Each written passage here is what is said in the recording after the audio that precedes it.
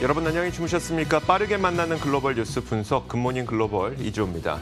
자, 미국 증시가 오늘도 일제히 하락한 채 마감을 하게 될 것으로 보입니다. 다우 지수는 1%의 낙폭, 나스닥 지수는 2% 넘는 이 낙폭을 기록한 채 마감을 하게 될 것으로 보이는데 일단 파월 의장의 발언이 있었고 시장에서는 파월 의장이 시장을 좀 안정시켜주길 바랐지만 파월 의장의 발언은 오히려 그것을 실패한 것으로 보입니다. 그러다 보니까 금리가 급등하면서 다시 한번 증시가 하락하는 그런 모양새가 연출이 됐는데 잠시 후에 저희가 시황과 외신을 통해서 파월 의장이 어떤 발언을 했고 왜 도대체 시장이 이렇게 급락을 했고 금리가 올랐는지 잠시 후에 설명을 해드리도록 하겠습니다. 자, 이런 가운데 그 금리가 급등하다 보니까 전 업종, 거의 다 모든 업종이 하락하는 모습이 나타났습니다. 에너지 섹터만이 나홀로 상승하는 모습이 나타났는데 유가가 급등하면서 에너지 섹터는 1.6% 상승했고요. 반대로 금리가 너무 크게 갑자기 또 다시 오르다 보니까 금융업종마저도 하락하는 모습이 나타났습니다. 에너지 업종을 제외한 전 섹터가 하락하는 모습이 나타났고요. 큰 그림에서 보자면 어쨌든 금리가 다시 오르면서 시장 불안감이 조성이 됐고 이 때문에 시장은 하락세를 보인 것으로 평가를 내리면 될 것 같습니다. 자, 그렇다면 지난 밤 사이에 어떤 일들이 있었는지 자세하게 지금부터 분석해드리도록 하겠습니다. 굿모닝 글로벌 바로 출발하겠습니다. 네, 뉴욕 증시 장 마감까지 3분 정도 남겨두고 있습니다. LS 클로징 벨 나우 통해서 현재 시장 상황 확인해 보시죠. 오늘 주요 지수는 제롬 파월 연준 의장의 발언을 주시하고 있는 가운데 현재 하락 중에 있습니다. 먼저 이 시각 지수 움직임부터 확인해 보겠습니다. 다우 지수 12시를 기점으로 이렇게 낙폭을 쭉 키워나간 모습입니다. 현재는 1.3% 하락한 채 움직이고 있고요. 3860선 지나가고 있습니다. 나스닥 지수 확인해 보겠습니다. 낙폭이 조금 더 큰 모습이죠. 2.3%대의 하락 중에 있고요. 현재 12,690포인트 선 지나가고 있습니다. S&P 500 지수 역시 비슷한 흐름 보였습니다. 현재는 58.6포인트가량 반납하고 있는 모습입니다. 나스닥 지수는 오늘도 성장주들이 크게 하방 압력을 받으면서 많이 떨어지고 있는데요. 최근에 달성했던 장중 고점에 비해 10% 이상 빠지고 있어 조정 국면에 접어들었다는 분석이 나오고 있습니다. 그렇다면 오늘 시장이 주목하고 있는 이슈들 확인해 보겠습니다. 최근 미국의 금리가 큰 폭으로 오르면서 증시의 불안감도 고조된 상황인데요. 특히 고성장 기술주가 타격을 받을 거란 우려가 적지 않습니다. 10년물 국채금리는 오늘도 1.5%대를 기록하면서 불안정한 상황이 지속되고 있습니다. 그런 가운데 오늘 정오에는 월스트리트저널이 주최하는 콘퍼런스에서 파월 의장의 발언이 전해졌는데요. 간단하게 살펴보도록 하겠습니다. 파월 의장은 경제를 재개하면 물가가 오를 수 있다고 말을 했습니다. 또 최근 반등한 금리를 주시하고 있기는 하지만 좀 더 장기적인 관점에서의 상승 조짐이 보일 때까지는 연준이 조치를 치르기는 이르다는 입장을 전했습니다. 올해 예상되는 인플레이션 상승은 또 단지 원타임 에펙트, 일시적인 현상일 뿐 고정될 물가가 아니므로 연준은 이를 어느 정도 인내심을 가지고 기다릴 것이라는 입장을 전했습니다. 이 발언이 전해진 이후에 12시를 기점으로 다우지수는 하락 전환을 했고요. 낙폭을 계속해서 키워나가고 있는 모습입니다. 그간 시장을 계속 안심시켰던 파월 의장이 오늘은 시장 달래기에 실패했다는 평가가 나오고 있습니다. 파월 의장의 발언 이후 10년물 국채금리는 1.5%대로 상승하기도 했는데요. 그 이후로는 빠르게 상승하는 금리에 대응하기 위해 자산 매입 규모를 늘릴 거란 발언이 전혀 이루어지지 않았다는 점이 꼽히고 있습니다. 또 오늘 오퍼레이션 트위스트 감행에 대한 발언이 이루어질 거란 기대감이 고조되고 있던 가운데 시장에는 실망감이 크게 일어난 모습입니다. 다음으로 고용 관련 지표도 확인해 보겠습니다. 지난주 실업보험 청구자 수는 전주보다 9,000명 증가했습니다. 그러면서 74만 5천 명을 기록했는데요. 전주보다 소폭 늘어나긴 했지만 그래도 예상치 75만 명을 밑도는 수준이었습니다. 또한 노동부가 발표한 지난해 4분기 비농업 생산성 수정치가 4.2% 하락으로 상향 조정됐습니다. 앞서 발표된 예비치 4.8% 하락보다 높고요. 또 전망치보다도 양호한 수준을 나타냈습니다. 이렇게 뉴욕 증시 마감 직전 주요 이슈들 몇 가지 확인을 해봤습니다. 현재 S&P 500 지수는 1.43% 떨어진 채 움직이고 있습니다. 뉴욕 증시 거래 마치고 돌아오겠습니다.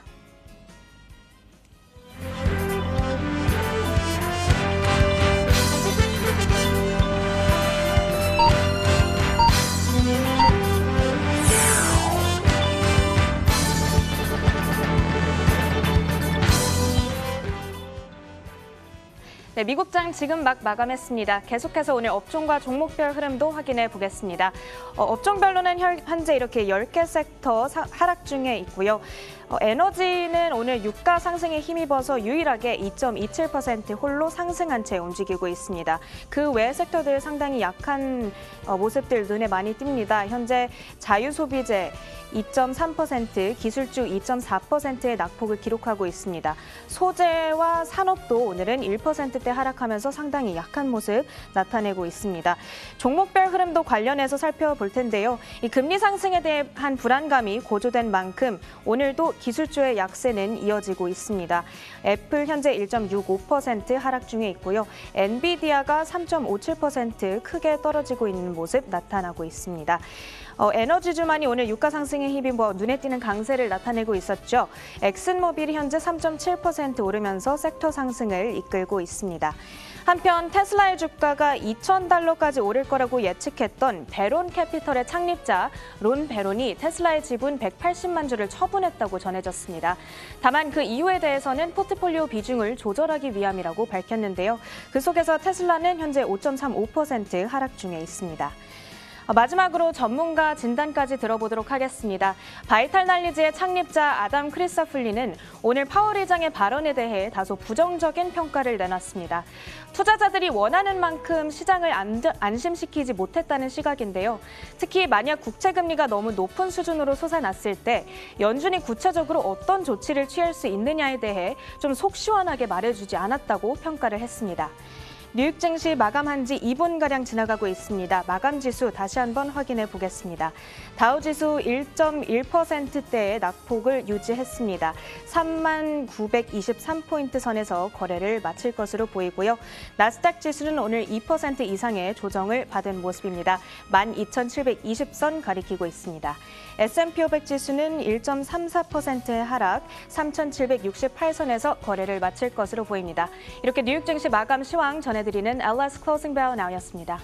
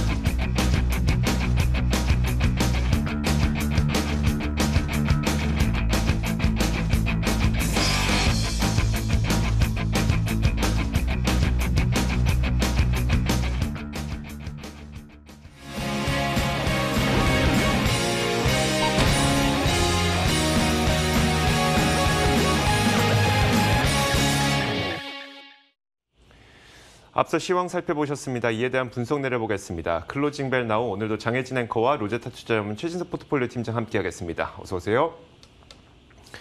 자, 먼저 팀장님, 미국 증시가 파월 의장 발언을 기점으로 오히려 낙폭을 더 키웠습니다. 그 이유부터 한번 볼까요? 네, 사실은 오늘 같은 경우에는 장 초반에는 좀 눈치 보기 장세가 좀 감지가 됐었죠. 예상시 대비 적은 이 실업수당 지표라든지 그리고 오펙 플러스 국가들의 결정을 좀 주시하면서 관망세가 나타났습니다.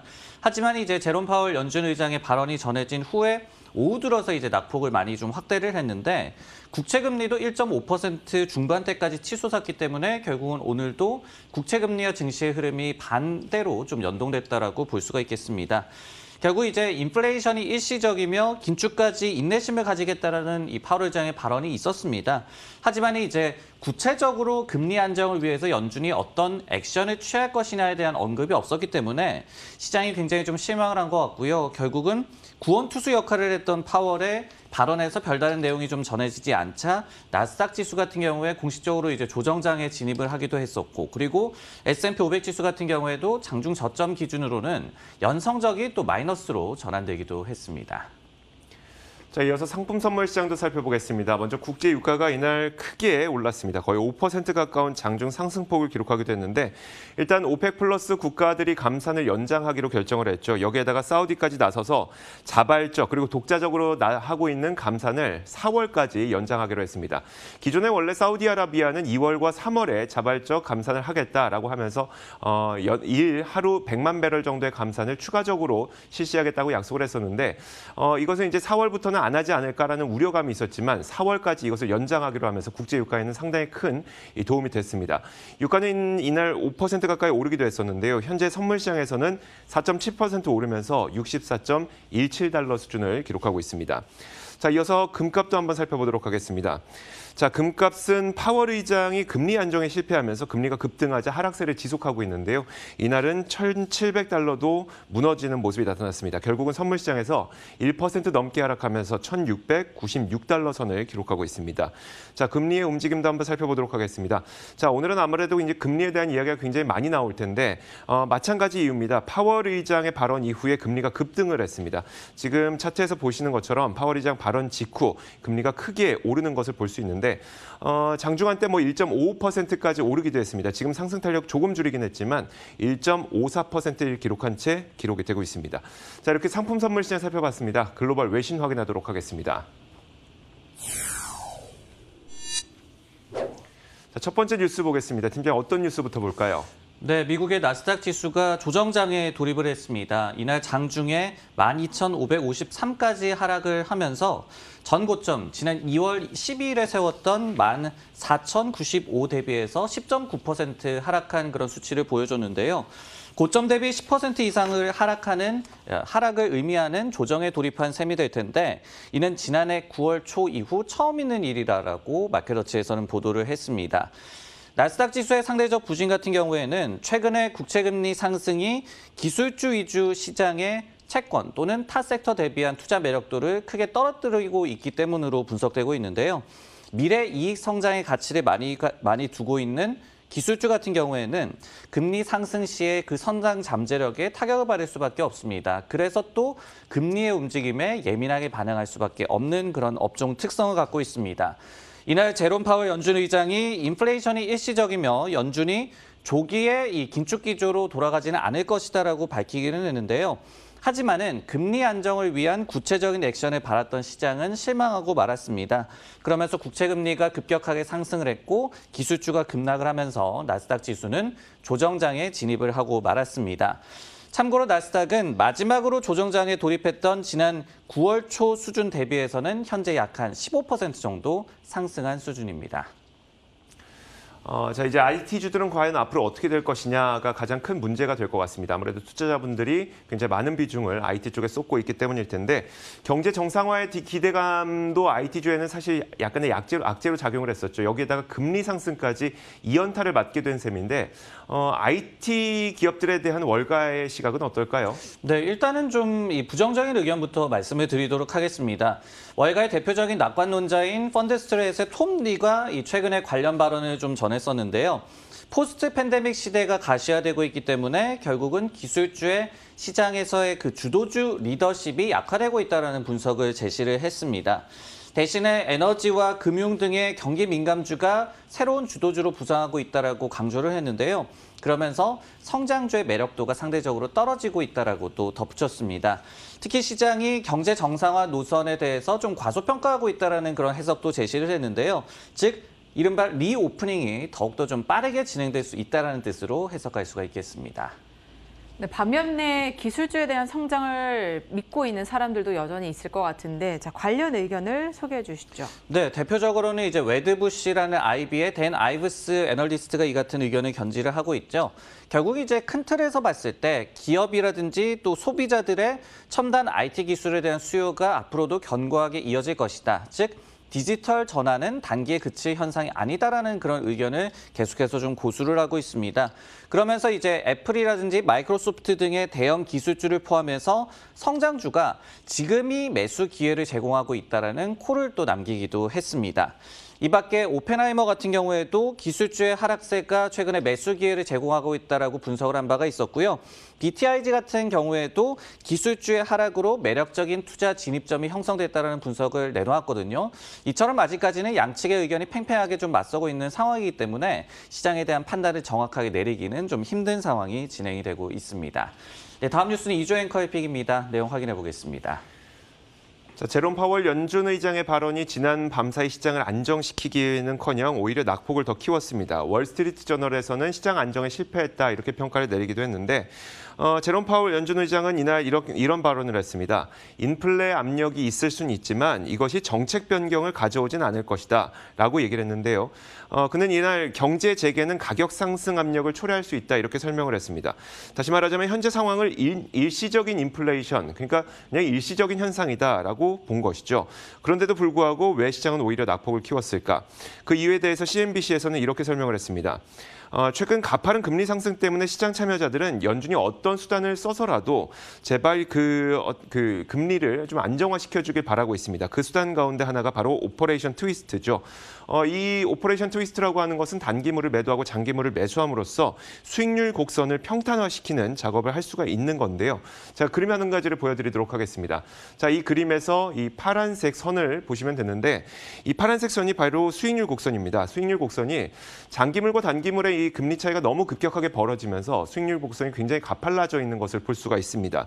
자, 이것을 평탄화시켜줄 수 있는 수단이 바로 오퍼레이션 트위스트고, 그래서 시장에서는 이런 오퍼레이션 트위스트와 같은 정책 수단이 동원되길, 그리고 이것에 대한 발언이 있기를 파월 의장의 입을 빌어서 좀 바랐었는데 그런 발언이 나오고 있지 않다 보니까 시장은 안도할 수가 없었던 겁니다. 결국은 연준이 어떤 조치를 취하지 않을 것이라는 시그널을 시장은 받아들인 것으로 보이고요. 이 때문에 시장은 금리가 오히려 급등하면서 주가는 하락한 것으로 보입니다. 팀장님, 일단 이제 상황을 보니까 파월 의장은 일시적 현상이다라고 진단을 하고 있는 거고, 투자자들은 그래도 시장 안정수단이 필요하다라고 요구를 하고 있는 것으로 보이는데요. 이 현상 어떻게 받아들여야 될까요? 네, 일단은 저희가 뭐 구두 개입이라고 말하기는 좀 힘들 것 같지만은 어쨌든 간에 더 이상 파월 의장의 말로써 시장을 안정시킬 수단에 있어서는 더 이상 나올 게 없다라고 시장은 좀 인식을 한 것 같습니다. 최근 꾸준히 사실은 파월 의장이 시장을 안정시키기 위한 노력을 하기는 했었죠. 예를 들어서 인플레이션이 일시적으로 나타나고 있다는 말도 여러 번 전한 바가 있었고, 그리고 특히 인플레이션 연준 목표치 달성에 3년 이상이 걸릴 수도 있다라고 이례적으로 타임라인을 또 제시하면서까지 이 인플레이션을 일시적인 현상으로 보고 있다라는 그런 뜻을 전하기도 했었습니다. 하지만은 결국 이제 시장은 더욱더 많은 것을 바라는 그런 상황이었고, 오늘 발언은 분명히 좀 실망감으로 좀 해석이 됐던 것 같은데요. 결국 이제 오퍼레이션 트위스트를 시행한다라고 발표를 하기는 물론 힘들었을 겁니다. 하지만 시장 입장에서는 어떤 관련 언급이 있기를 좀 바랬던 것으로 좀 해석을 할 수가 있을 것 같은데요. FOMC가 3월 중순에 이제 예정이 돼 있습니다. 아직까지 좀 시간이 많이 남아 있죠. 그러다 보니까 연준 내부에서도 시장과 어떻게 소통을 할지, 그리고 그 FOMC에서 실제로 어떤 정책을 내놓을지 굉장히 고민이 깊어지는 그런 시점인 것 같습니다. 자, 이어서 장혜진 앵커가 꼽은 외신도 살펴보겠습니다. 어떤 외신일까요? 네, 최근 미국의 10년물 국채금리 상승이 인플레이션 우려를 낳았고 이것이 시장에 큰 영향을 미치고 있는데요. 오늘도 역시나 시장은 영향을 받아서 하방 압력을 크게 받았습니다. 자, 미국의 30년물 모기지 금리 또한 지난해 7월 이후 처음으로 연 3%를 돌파한 것으로 나타났습니다. 지난해 7월 50년 만에 처음으로 3% 아래로 떨어졌었죠. 그런 모기지 금리가 최근 금리 상승과 더불어서 5주 연속 상승세를 보이고 있는데요. 백신 보급과 함께 경제 재개에 대한 기대감, 그리고 부양책 지원까지 이루어지면서 투자자들의 경제 전망이 밝아져 모기지 금리 역시 상승하고 있는 것으로 나타나고 있습니다. 일반적으로 또 모기지 금리는 10년물 국채 금리와 같은 방향으로 움직이기도 하죠. 모기지 금리는 주택 경기와 가계 소비 여력, 그리고 내구재 소비에 큰 영향을 미치게 되는데요. 사실 지난해 한 해 동안은 코로나19의 여파로 계속해서 하방 압력을 받아갔고, 이는 모기지 대출과 리파이낸싱 수요를 끌어올렸었습니다. 그런데 최근 모기지 금리가 반등에 나서면서 직전 7개월간의 하락분을 한 달 만에 모두 되돌려서 향후 반등세가 지속될 가능성이 높다라는 분석들 제기되고 있습니다. 이에 따라서 낮은 모기지 금리를 바탕으로 힘을 얻었던 가계 소비, 그리고 내구재 소비 등에는 변화가 있을 것으로 예상이 되고 있는데요. 그간 낮은 이자로 가처분 소득이 늘어난 차입자들은 생활 필수품보다는 자동차나 가전, 가구 등 가격이 조금 비싼 내구재를 구입하는 패턴을 일반적으로 보였는데 모기지 금리 상승으로 이런 소비 패턴이 둔화될 가능성이 높다는 해석입니다. 또한 코로나19가 진정되게 되면 야외 활동이 늘어날 것으로 예상돼서 기존에는 우리가 소비를 좀 줄였었던 의류나 신발류 같은 이런 비내구재 소비나 서비스 지출 규모가 확대될 것으로 전망되고 있는데요. 국채금리와 함께 모기지 금리가 반등하면서 시장에 영향을 주는 모습입니다. 내구재 소비에서 이제는 소비재로의 이동이 어느 정도는 점쳐지고 있는데요. 그럼 앞으로 어떤 관련주들에 주목을 하는 것이 좋을까요? 네, 결국은 저희가 이제 섹터 간의 순환매도 신경을 많이 써야 되지만은 이처럼 섹터 내에서의 변화도 주시하는 것이 필요합니다. 팬데믹이 이제 완화가 되면은 생활 패턴도 좀 변화가 되겠죠. 그러다 보면은 소비 성향의 이 변화도 야기가 될 것이고 그렇기 때문에 저희가 투자 아이디어도 여기에 맞춰서 좀 세워야 하는 그런 필요가 있겠습니다. 참고가 될 만한 조사 자료를 좀 인용을 해드릴 텐데요. 이날 마침 마스터카드 스펜딩 펄스에서 2월에 미국 소비 동향에 대한 지표를 발표를 했습니다. 일단은 소매 판매, 자동차와 휘발유를 제외한 소매 판매는 YOY 기준으로 4.6% 증가한 것으로 나타났고요. 온라인 매출이 54.7%나 급증하면서 여전히 강세였습니다. 반면에 품목별로 봤을 때 의류 매출이 5% 줄어들었고 백화점도 마이너스 15.5%, 전자기기 마이너스 4%, 그리고 레스토랑과 관련한 지출 역시도 마이너스 13.5%의 상승률을 기록을 했습니다. 즉 아직까지는 온라인 쇼핑도 많이 하고 가구도 많이 사고 반대로 외식은 아직까지는 조금 하지 않고 이런 팬데믹의 영향이 잔존한 그런 모습들을 보여줬는데요. 하지만은 레스토랑 관련 매출 같은 경우에는 아직까지 감소세지만 지난 2달 대비해서 개선세를 또 보였다라고 마스터카드 측에서는 밝혔습니다. 슬슬 이 같은 변화 조짐을 보이는 것을 저희도 주시를 해야 될 것 같습니다. 자, 이렇게 지난밤 사이 여러 가지 글로벌 이슈 살펴봤습니다. 이어서 종목 뉴스 확인하겠습니다.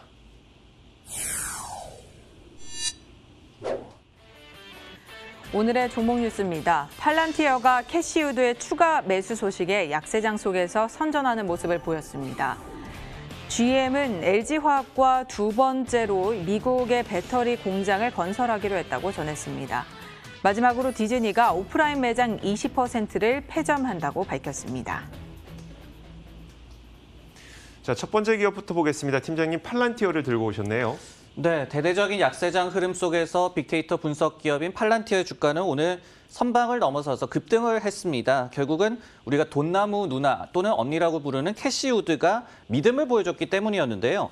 캐시우드의 아크 이노베이션 ETF, ARKK와 차세대 인터넷 ETF, ARKW 이 두 ETF가 지난 현지 시각으로 수요일에 팔란티어 주식 총 260만 주 이상을 추가로 매수한 것으로 알려졌습니다. 수요일 종가를 적용 시에 약 한 6,270만 달러 규모의 투자금을 더욱더 쏟아부은 셈이 됐는데요. 이로써 팔란티어는 ARKK ETF 내에서 비중 37번째, 그리고 ARKW 같은 경우에는 20번째로 이제 올라서게 됐습니다. 팔란티어는 주가가 최근에 좀 부진한 흐름을 보였었습니다. 보호예수 해제가 리스크로 좀 작용을 했었고요. 그리고 예상 밖의 적자를 또 냈었기 때문에 이런 부분들이 대대적인 차익 실현 매물을 쏟아내게 하는 요인으로 작용을 했는데요. 그러면서 주가가 지난 한 달 동안 약 한 26% 정도 하락을 했고 최근의 기술주 전반의 부진 역시도 팔란티어에도 도움이 되지 못했습니다. 반면에 이 캐시우드 같은 경우에는 최근 부진을 저가 매수 기회로 적극적으로 활용하고 있는데요. 팔란티어를 적극 매수하고 있고 그리고 테슬라 같은 성장주도 최근에 추가적으로 매입하는 모습을 많이 보여줬습니다. 최근 부진에도 불구하고 팔란티어에 대해서 긍정적인 투자 의견도 남아 있었습니다. 지난달에 골드만삭스가 매수로 투자 의견을 상향한 바가 있었는데요. 목표 주가로 34달러를 제시를 했습니다. 동사의 소프트웨어 계약 수주가 주를 이으면서 지속 가능한 성장에 명확한 노선을 갖고 있다라고 골드만 측에서는 평가한 바가 있었습니다. 하지만 이제 아크인베스트는 워낙 혁신적인 성장 기업들 위주로 투자를 하고 있다 보니까 최근 이 주가 흐름에서 큰 타격이 있을 수밖에 없을 것 같거든요. 그렇다면 이에 대해서 이 캐시우드는 어떤 입장을 보이고 있을까요? 네, ARKK ETF의 좀 예를 들어보자면은 이 목요일에 저점 기준으로 본다면은 지난 2월 12일 고점 대비해서 약 한 25% 정도 급락을 한 상태입니다. 결국 이제 말씀해 주셨듯이 성장주 위주의 포트폴리오를 짜놓고 있기 때문에 최근에 시장 급락에 더욱더 타격이 큰 모습이 나타나고 있는데요. 테슬라라든지 스퀘어 등 이 ETF 내에서 비중이 굉장히 좀 큰 종목들이 부진한 흐름을 보인 것도 전체적인 부진에 한 몫을 하고 있습니다. 이 두 기업의 총 비중이 약 한 16% 정도로 집계가 되고 있고요. 반면에 이 ETF 내에서 에너지 업종에 대한 비율은 4%에 불과하고 또 금융업종에 대한 익스포저는 전무한 것으로 알려지고 있습니다. 반면에 이제 캐시우드 같은 경우에는 오히려 최근에 퍼가 더 높은 성장주에 대한 추가 매수 기회로 최근에 조정을 좀 활용하고 있는데요.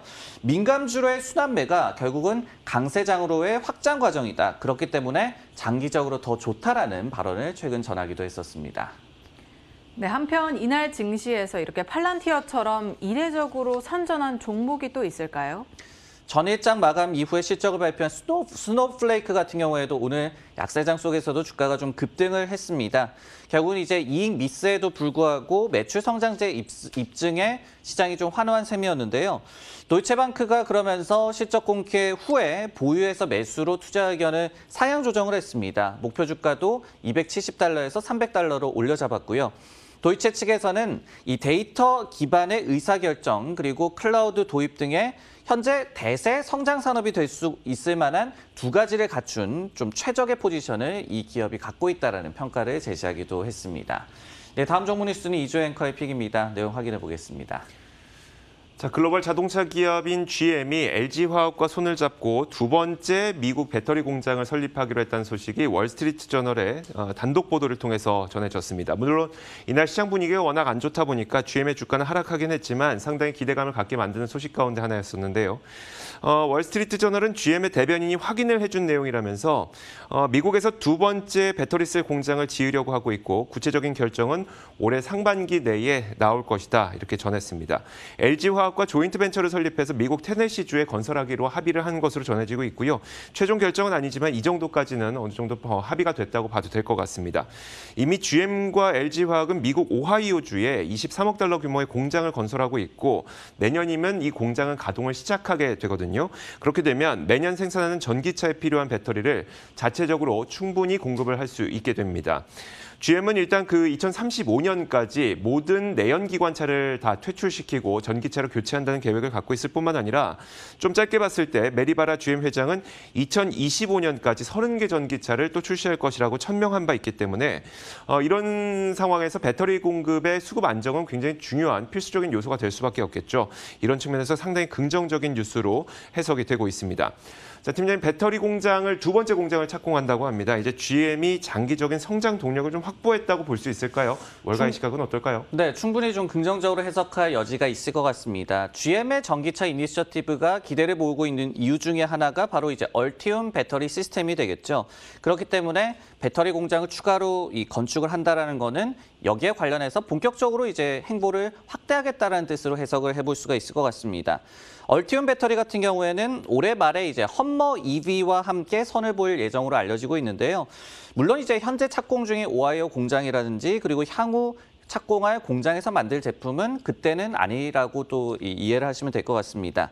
최근에 GM 같은 경우에 실적 발표를 통해서 반도체 공급 부족 현상이 실적에 타격을 줄 것이다라고 언급을 했고 실제로 주가 흐름이 부진하게 나타나고 있는 상황이죠. 하지만은 전기차 이니셔티브에 대한 시장의 긍정적인 평가는 계속되고 있는데요. 최근만 하더라도 모건 스탠리에서 시장 역시도 이제 GM의 그 제품 포트폴리오에 대한 가치를 재평가하기 시작했다라는 긍정적인 의견을 제시한 바가 있었습니다. 자, 이어서 장혜진 앵커가 꼽은 종목도 살펴보겠습니다. 어떤 기업 들고 왔을까요? 네, 디즈니인데요. 디즈니가 북미에 위치한 약 300곳의 오프라인 매장 중 20%에 해당하는 60곳의 문을 닫기로 결정을 했다라고 밝혔습니다. 이는 팬데믹 종식 후 디지털 전환 가속화를 예측하면서 온라인 쇼핑의 투자를 확대하기 위해서라고 밝혔는데요. 디즈니의 소비자 제품 부문장은 코로나19로 사람들이 집에 머무르면서 소비 패턴이 오프라인보다는 온라인 쪽에 조금 더 집중되고 있다면서 이는 시장 전반적으로 디지털 전환을 가속화시킬 것이다라고 설명을 했습니다.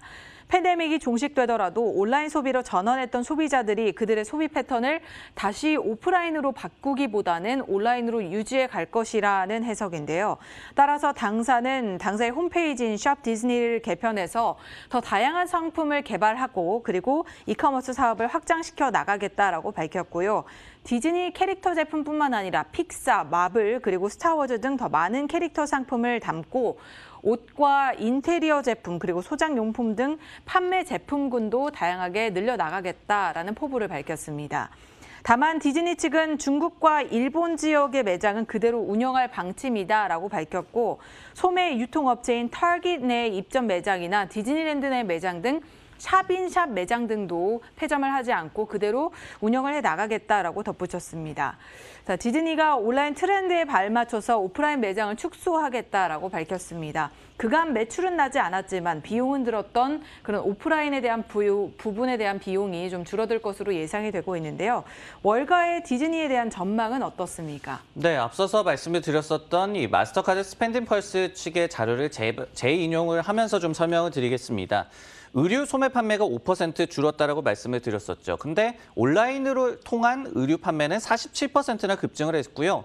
그리고 이 섹터에 대해서 온라인 판매 비율이 전년의 47.5%에서 73.9%로 급등을 했습니다. 즉 이번 디즈니의 결정도 이 같은 온라인 위주의 트렌드에 부합한 결정이다라고 해석을 할 수가 있을 것 같고요.